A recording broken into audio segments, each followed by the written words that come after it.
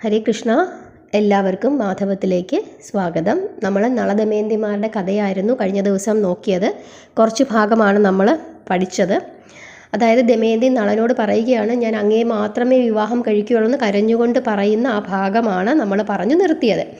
അങ്ങനെ ദമയന്തി ഇങ്ങനെ ആണയിട്ട് പറയുകയാണ്. ഉടനെ തന്നെ നളൻ പറയുകയാണ്, ഭവതി ആഗ്രഹിക്കുന്നത് പോലൊക്കെ തന്നെ ചെയ്തോളൂ, പക്ഷേ എൻ്റെ ദൗത്യമാണ്, എന്നെ ദേവന്മാർ ഏൽപ്പിച്ച കാര്യമാണ് ഇതിവിടെ വന്ന് പറയണമെന്നുള്ളത്. അതുകൊണ്ടാണ് ഞാനത് പറഞ്ഞത്. അല്ലെങ്കിൽ ഞാൻ സ്വാർത്ഥ ലാഭത്തിന് വേണ്ടി പറയാതിരുന്നത് പോലെ ആയിപ്പോകും. അതൊരിക്കലും ധർമ്മമല്ല.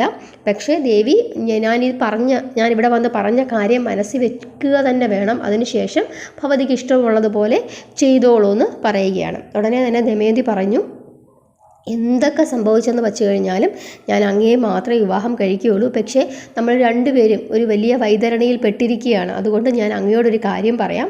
അങ്ങയ്ക്ക് അതുകൊണ്ട് ഒരു ദോഷവും ഉണ്ടാവുകയില്ല. അതുകൊണ്ട് അങ്ങും കൂടെ സ്വയംവര മണ്ഡപത്തിൽ വരണം. അങ്ങനെയാണെങ്കിൽ ദേവന്മാർ നോക്കി നിൽക്കേ തന്നെ ഞാൻ അങ്ങയുടെ കഴുത്തിൽ വരണമാല്യം ചാർത്താം.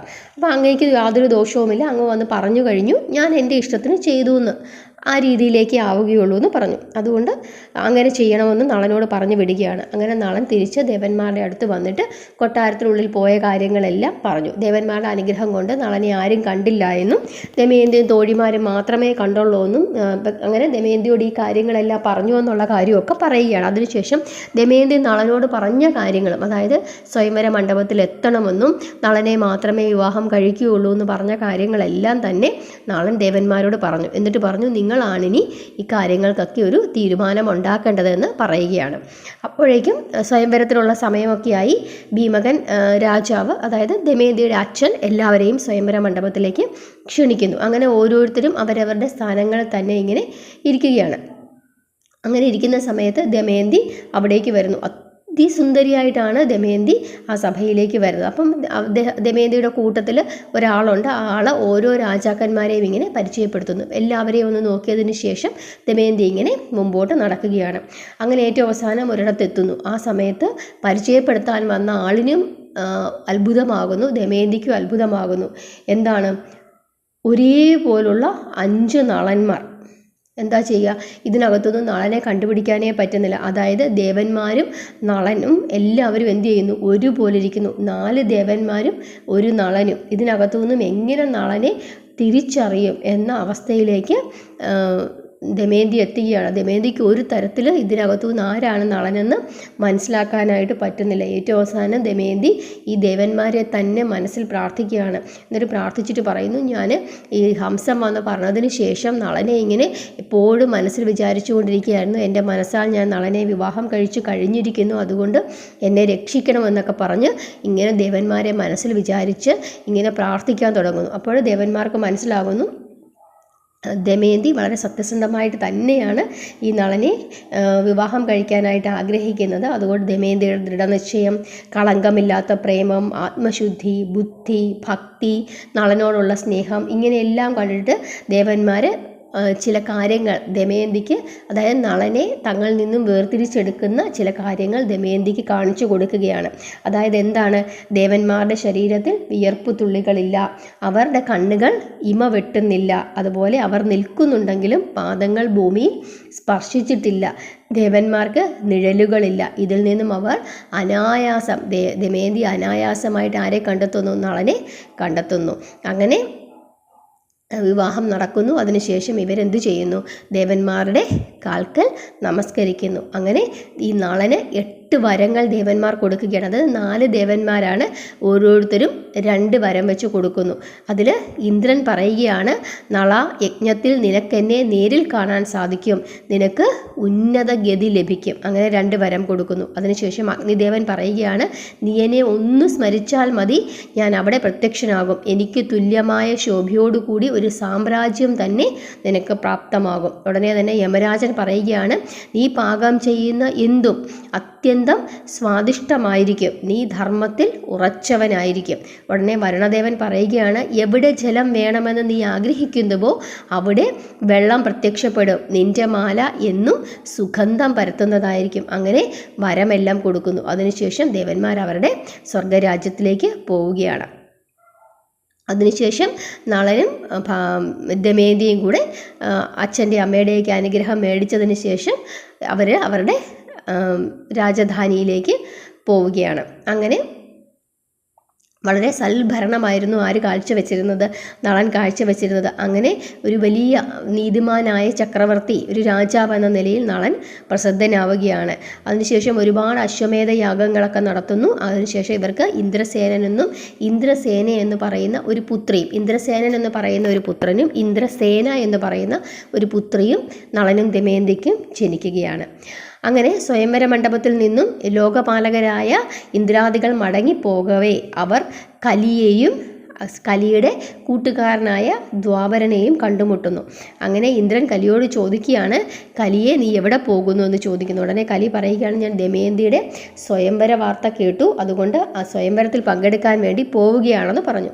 ഉടനെ ഇന്ദ്രൻ പൊട്ടിച്ചിരിച്ചുകൊണ്ട് പറയുകയാണ്, ആഹാ, ഇപ്പോഴാണോ പോകുന്നത്? സ്വയംവരമൊക്കെ നടന്നു കഴിഞ്ഞിട്ട് ഒരുപാട് നേരമായി.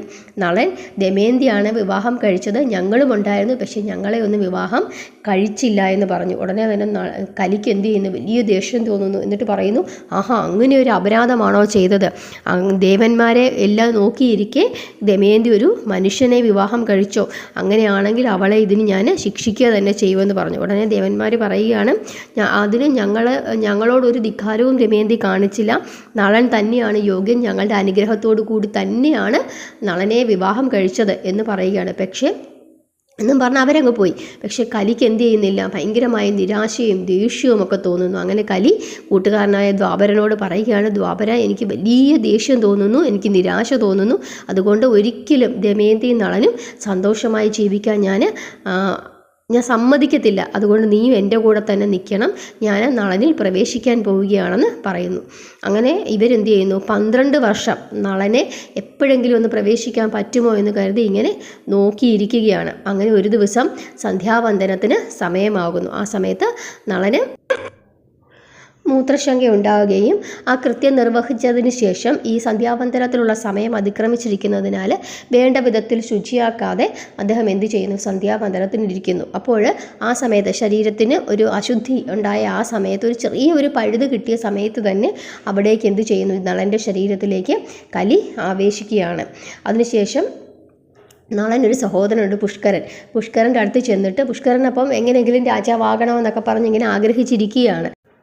ആ സമയത്ത് കലി പുഷ്കരൻ്റെ അടുത്ത് ചെല്ലുന്നു. എന്നിട്ട് പറയുന്നു, ഞാൻ സഹായിക്കാം, നളനിൽ ഞാൻ ആവേശിച്ചിട്ടുണ്ട്, എൻ്റെ കൂട്ടുകാരനായ ദ്വാപരൻ സഹായിക്കും, ദ്വാപരൻ്റെയും കൂടെ സഹായത്താൽ നിങ്ങൾക്ക് എത്രയും പെട്ടെന്ന് രാജാവാകാനായിട്ട് പറ്റും, അതുകൊണ്ട് നീ എത്രയും പെട്ടെന്ന് പോയി നളനോട് ചൂത് കളിക്കാനായിട്ട് പറയാൻ പറഞ്ഞു. അങ്ങനെ നളൻ്റെ അടുത്ത് ചെന്നിട്ട് പുഷ്കരൻ ചൂത് കളിക്കാനായിട്ട് വിളിക്കുന്നു. അപ്പോൾ കുറേ തവണ വിളിച്ചിട്ട് നളൻ പോകുന്നില്ല. പക്ഷേ പിന്നെയും പുഷ്കരൻ നിർബന്ധിക്കുകയാണ്. അപ്പോൾ ദമയന്തിയുടെ മുമ്പിലൊക്കെ വെച്ച് തന്നെയാണ് ഇങ്ങനെ നിർബന്ധിക്കുന്നത്. അപ്പോൾ ഏറ്റവും അവസാനം ഈ കലിയുടെയൊക്കെ ഒരു സ്വാധീനം കൊണ്ട് നളൻ എന്ത് ചെയ്യുന്നു? ഈ ചൂത് കളിക്കാനായിട്ട് പോകുന്നു. എന്നിട്ട് ഈ ചൂതുകളിയിൽ പകിടകളുണ്ട്. ഈ പകിടകളിലേക്ക് ആര് പ്രവേശിക്കുന്നു? ദ്വാപരൻ പ്രവേശിക്കുന്നു. അങ്ങനെ കലിയുടെ ആ ഒരു ബാധ കാരണം എന്ത് ചെയ്യുന്നു? നളൻ കളിക്കുന്ന ചൂതുകളികളെല്ലാം തന്നെ തോറ്റുപോകുന്നു. നളൻ വിചാരിക്കുന്ന രീതിയിലൊന്നുമല്ല ഈ പകിട നീങ്ങുന്നത്. കാരണം ദ്വാപരൻ ആവേശിച്ചിരിക്കുകയാണല്ലോ പകിടയിൽ. അങ്ങനെ എല്ലാ രീതിയിലും നളൻ എന്ത് ചെയ്യുകയാണ്? തോക്കുകയാണ്. ഓരോന്നായിട്ട് പണയം വെച്ച് എല്ലാം നഷ്ടപ്പെടുന്നു. അങ്ങനെ രാജ്യവും നഷ്ടപ്പെടുമെന്ന അവസ്ഥ വരികയാണ്. ആ സമയത്ത് ദമയന്തിക്ക് എന്ത് ചെയ്യാൻ പറ്റും? ദമയന്തി ആകെ വിഷമിക്കുന്നു. അങ്ങനെ ദമയന്തി നളൻ്റെ സാരഥിയായ വാർഷ്ണേയനെ വിളിപ്പിക്കുകയാണ്. എന്നിട്ട് വാർഷ്ണേയനോട് പറയുന്നു, രാജാവ് വലിയ ദുഃഖത്തിലായിരിക്കുകയാണ്, എല്ലാം നഷ്ടപ്പെടുന്ന അവസ്ഥയിലാണ്, അതുകൊണ്ട് എത്രയും പെട്ടെന്ന് എൻ്റെ കുട്ടികളെയും കൊണ്ട് വിദർഭ രാജ്യത്തേക്ക് പോവുക, എന്നിട്ട് കുട്ടികളെ എൻ്റെ അച്ഛനെ ഏൽപ്പിക്കുക, അതിനുശേഷം താങ്കൾക്ക് അവിടെ താമസിക്കണമെങ്കിൽ താമസിക്കാം, അതല്ലെങ്കിൽ ഇനി ഇങ്ങോട്ട് വന്നിട്ട് കാര്യമില്ല, മറ്റെവിടെങ്കിലും പോയി താമസിച്ചോളൂ എന്ന് ആരോട് പറയുന്നു? നളൻ്റെ സാരഥിയായ വാർഷ്ണേയനോട് പറയുന്നു. അങ്ങനെ വാർഷ്ണേയൻ എന്ത് ചെയ്യുന്നു? ഈ കുട്ടികളെയും കൊണ്ട് വിദർഭ രാജ്യത്ത് പോകുന്നു. അതിനുശേഷം രഥത്തെയും കുതിരയുമൊക്കെ അവിടെ തന്നെ വാർഷ്ണേയൻ ഉപേക്ഷിച്ചു. എന്നിട്ട് നടന്ന് ഈ വാർഷ്ണേയൻ എന്ത് ചെയ്യുന്നു? അയോധ്യയിൽ എത്തിച്ചേരുന്നു. അങ്ങനെ അയോധ്യയിൽ അന്ന് ഭരിക്കുന്ന രാജാവെന്ന് പറയുന്നത് ഋതുപർണൻ എന്ന് പറയുന്ന രാജാവായിരുന്നു. അങ്ങനെ ഋതുപർണൻ്റെ സാരഥിയായിട്ട് ഈ വാർഷ്ണേയൻ ജോലി ചെയ്യാൻ തുടങ്ങി. അതിനുശേഷം നളന് അവസാനത്തെ ചൂതുകളിയിലേക്ക് പോവുകയാണ്. ആ സമയത്ത് രാജ്യവും എന്ത് ചെയ്യുന്നു, നളന് നഷ്ടപ്പെടുന്നു. അതിനുശേഷം പുഷ്കരൻ പറയുകയാണ്, ഇനി ചൂതാട്ടത്തിൽ പണയം വെക്കാനായിട്ടൊന്നുമില്ല, അതുകൊണ്ട് തന്നെ ഇനി ദമയന്തിയും കൂടെ പണയം വെച്ച് അങ്ങ് കളിച്ചോളൂ എന്ന് പറയുകയാണ്. അപ്പോഴേക്കും നളൻ്റെ ഹൃദയം എന്ത് ചെയ്യുന്നു, ഭയങ്കരമായിട്ട് വേദനിക്കുന്നു. അങ്ങനെ ഹൃദയം ഇങ്ങനെ പിളരുന്നത് പോലെയൊക്കെ നളന് തോന്നുകയാണ്. ആ സമയത്ത് പുഷ്കരനോട് ഒന്നും മിണ്ടാതെ നളൻ എന്ത് ചെയ്യുകയാണ്, ഒരൊറ്റ മുണ്ട് മാത്രം എടുത്തുകൊണ്ട് നഗരത്തിന് പുറത്തേക്ക് പോകുന്നു. ആ സമയത്ത് ദമയന്തിയും ഒരൊറ്റ വസ്ത്രം മാത്രം, ഒരു സാരി മാത്രം ഉടുത്തുകൊണ്ട് ദമയന്തിയും മറ്റൊന്നും എടുക്കുന്നില്ല, നളൻ്റെ കൂടെ പോവുകയാണ്. ഉടനെ തന്നെ പുഷ്കരൻ പറയുകയാണ്, രാജാവായല്ലോ, ആ സമയത്ത് നഗരവാസികളോടൊക്കെ പറയുകയാണ്, യാതൊരു കാരണവശാലും നളനെ സഹായിക്കാൻ പാടില്ല എന്ന് ഒരു ഉത്തരവ് പുറപ്പെടുവിക്കുകയാണ്. അങ്ങനെ നഗരവാസികളൊക്കെ ഭയന്നിട്ട് നളനൊന്നും അവർ കൊടുക്കുന്നില്ല. അങ്ങനെ ക്ഷീണിച്ച് ഇവർ നഗരത്തിന് പുറത്തെത്തുന്നു. അങ്ങനെ പുറത്തെത്തിക്കഴിഞ്ഞപ്പോഴത്തേക്കും കുറച്ച് പക്ഷികളെ നളൻ ഇങ്ങനെ കാണുകയാണ്. അപ്പോൾ ആ പക്ഷികളെ ഇങ്ങനെ കാണുമ്പോൾ പക്ഷികളുടെ ചിറകുകൾക്ക് സ്വർണ്ണ വർണ്ണങ്ങളാണ്. അപ്പോൾ സ്വർണ്ണ പക്ഷികളാണെന്നൊക്കെ നളൻ ഇങ്ങനെ തോന്നുകയാണ്. അപ്പോൾ ഒന്നും കഴിച്ചിട്ടുമില്ല, ആകെ പൈസയും ഇല്ല, ഒന്നുമില്ലാത്ത അവസ്ഥയാണല്ലോ, ആരും സഹായിക്കാനുമില്ല. ഉടനെ തന്നെ നളൻ ഇങ്ങനെ വിചാരിക്കുന്നു, എന്ത് ചെയ്യാൻ പറ്റും, ഈ പക്ഷികളെ പിടിച്ചിട്ട് ഈ തൂവലുകൾ സ്വർണ്ണമാണെങ്കിൽ ഇത് വിറ്റ് കുറച്ച് പൈസ ഉണ്ടാക്കാമെന്നൊക്കെ കരുതിയിട്ട് ഉടുത്തിരുന്ന ഉടുമുണ്ട് ഈ പക്ഷികളുടെ പുറത്തേക്ക് ഇങ്ങനെ എറിയുന്നു. കാരണം അതിനകത്ത് കുരുങ്ങിയിട്ട് ഈ പക്ഷികളെ പിടിക്കാമെന്ന് വെച്ചിട്ടാണ്. പക്ഷേ ഈ പക്ഷികൾ എന്ത് ചെയ്യുകയാണ്, ഈ ഉടുമുണ്ടും കൊണ്ടങ്ങ് പറന്നു പോകുന്നു. പറന്നു പോയി കഴിഞ്ഞിട്ട് ഈ പക്ഷികൾ അവിടെ നിന്ന് പറയുകയാണ്, രാജാവേ, ഞങ്ങൾ ആരാണെന്നറിയാമോ, ഞങ്ങൾ അങ്ങ് കളിച്ച ചൂതിലെ പകിടകളാണ്. അപ്പോൾ വസ്ത്രം പോലും അങ്ങേക്ക് തരാൻ ഞങ്ങൾ ആഗ്രഹിക്കുന്നില്ല, അതുകൊണ്ട് അതും ഞങ്ങൾ എടുത്തുകൊണ്ട് പോവുകയാണെന്ന് പറഞ്ഞു. അപ്പം നളന് എല്ലാം നഷ്ടപ്പെട്ടു, ഉടുത്തിരിക്കുന്ന ആ ഒരു വസ്ത്രം പോലും നഷ്ടപ്പെടുകയാണ്. അങ്ങനെ ഈ കാര്യങ്ങളെല്ലാം നളൻ ദമയന്തിയോട് പറയുകയാണ്. എന്നിട്ട് പറയുന്നു, ദേ ഇങ്ങോട്ട് നോക്ക്, 2 വഴികളുണ്ട്, അതിൽ ഒരു വഴി വിദർഭ രാജ്യത്തേക്കുള്ളതാണ്, മറ്റേ വഴി ഋഷവാൻ പർവ്വതത്തിലേക്കുള്ളതാണ്. അതുകൊണ്ട് ഈ പർവ്വതം കടന്നു പോകുന്നത് വിന്ധ്യാചലമാണ്, അതുകൊണ്ട് അവിടുന്ന് ഈ വഴി പോയിട്ട് സ്വന്തം അച്ഛൻ്റെ അടുത്തേക്ക് പൊക്കോളൂ, അല്ലാതെ എനിക്ക് അവിടുത്തെ നോക്കാനൊന്നുമുള്ള ഒരു ത്രാണി ഇപ്പം ഇല്ലല്ലോ, എനിക്ക് രാജ്യവുമില്ല, പണവുമില്ല, ഉടുത്തിരിക്കുന്ന വസ്ത്രം പോലും ഇപ്പം ദേ നഷ്ടപ്പെട്ടു പോയിരിക്കുന്നു, ഞാനിനി എന്താ ചെയ്യേണ്ടത്?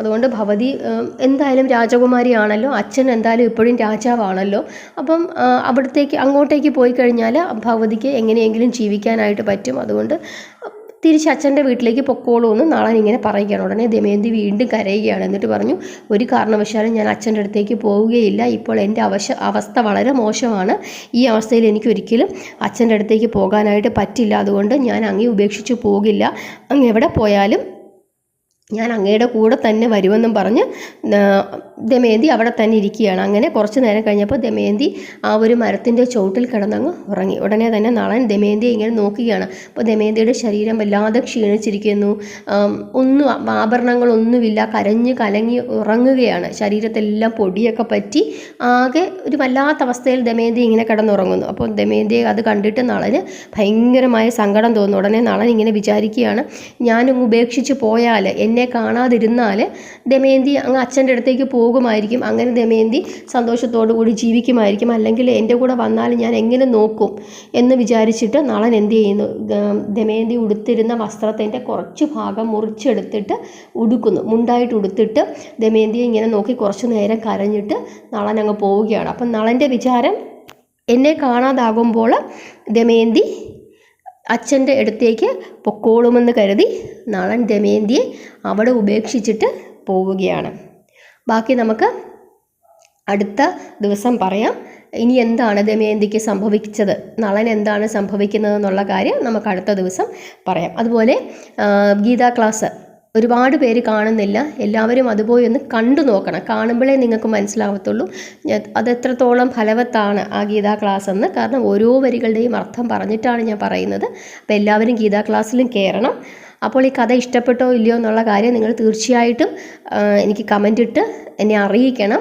നിങ്ങളുടെ എല്ലാ അഭിപ്രായങ്ങളും എന്നോട് പറയണം, ലൈക്ക് ചെയ്യണം, സബ്സ്ക്രൈബ് ചെയ്യാത്തവരുണ്ടെങ്കിൽ സബ്സ്ക്രൈബ് ചെയ്യുക. നമ്മുടെ ഈ ചാനലിനെ പറ്റിയുള്ള നിങ്ങളുടെ അഭിപ്രായങ്ങളൊക്കെ പറയണം. എന്തൊക്കെ കാര്യങ്ങളാണ് നമ്മൾ ഇനി ഇതിൽ ഉൾപ്പെടുത്തേണ്ടതെന്നുള്ള കാര്യങ്ങളൊക്കെ നിങ്ങൾ എന്നോട് പറയണം. എന്നാൽ മാത്രമേ എനിക്കറിയാൻ പറ്റത്തുള്ളൂ എന്തൊക്കെയാണ് ചെയ്യേണ്ടതെന്നുള്ള കാര്യം. അങ്ങനെ ഈ എല്ലാവരും നമ്മൾ ഒന്നിച്ചു പോയാൽ നമുക്ക് ഈ ചാനൽ മുമ്പോട്ട് കൊണ്ടുപോകാനായിട്ട് പറ്റും. നിങ്ങളുടെ സജഷൻസും കൂടെ എനിക്കറിയണം. ഇനി കഥയൊക്കെ ഇഷ്ടപ്പെട്ടെങ്കിൽ നിങ്ങൾ നിങ്ങളുടെ ഫ്രണ്ട്സിലൊക്കെ ഒന്ന് ഷെയർ ചെയ്ത് കൊടുക്കുകയൊക്കെ ചെയ്യണം. അപ്പോൾ കഥയുടെ ബാക്കി ഭാഗം ഞാൻ അടുത്ത ദിവസം പറയാം. കാരണം ഇതൊരു വലിയ കഥയല്ലേ, നമുക്ക് ഒറ്റ സ്ട്രെച്ചായിട്ട് പറഞ്ഞു പോയി കഴിഞ്ഞാൽ അത് തീരില്ല. ഞാനൊരു 2-3 മണിക്കൂർ ഇങ്ങനെ ഇരുന്ന് പറയേണ്ടി വരും. അപ്പോൾ എല്ലാവരെയും ഭഗവാൻ അനുഗ്രഹിക്കട്ടെ. ഹരേ കൃഷ്ണ.